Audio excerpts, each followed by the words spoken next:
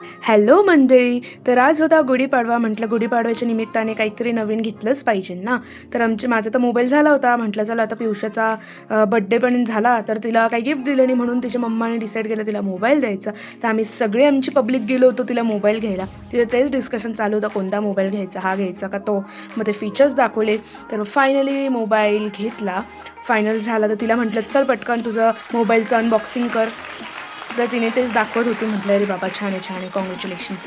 मग ते झालं आणि मग कीर्ती, मी आणि माझी मोठी काकू आम्ही गेलो होतो वरती. ते जरा प्रोसेस चालू होतं तिचं मोबाईलचं.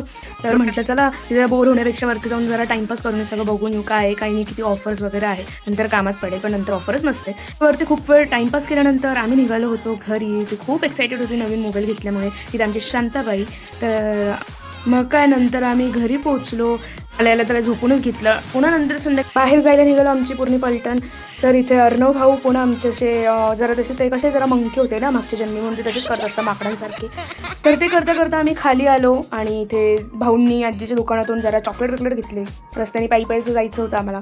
तिथे गोळ्याचं दुकान दिसलं तर एकदम असं खाऊशी वाटलं. क्रेविंग कंट्रोल करता आम्ही पोहोचलो मोबाईल कव्हरच्या शॉपमध्ये. इतकी छान व्हरायटी होती या शॉपमध्ये, माय गॉड.